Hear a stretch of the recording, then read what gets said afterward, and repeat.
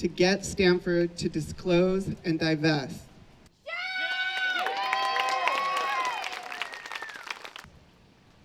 Look at what you've made. Who was killed by the state, whose power is still here with us. Black students in Hamilton Hall in 1968 were not ruining their lives, they were risking it. Right now, right this moment, people are being murdered.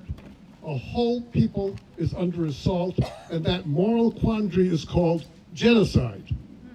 A word coined after the mass murder of my family and millions of Jews at the hands of the Nazis.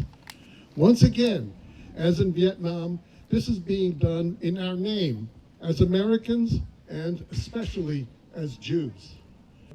And his sister, the pianist Hepzibah Menuhin, prophetic Jewish tradition. Those who are casting issues as us versus them and are thriving on it. I'm really happy to be here in community with all of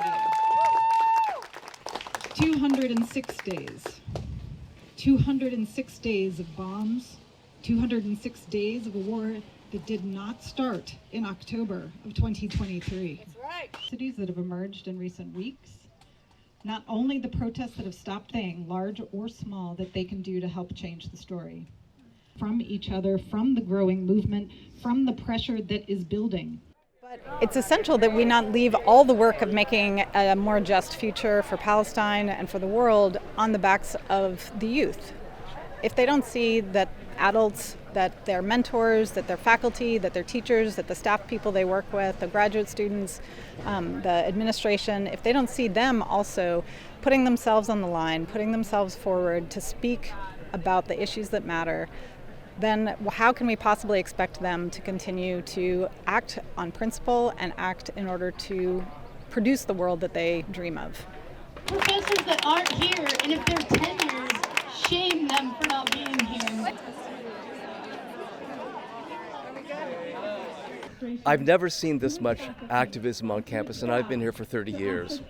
Campuses across the United States, even places like Humboldt State, I mean, obscure places as well as Columbia. So it's really bridged the gap between all these different kinds of institutions, and it's with the exact same sentiment, which is exactly as you said.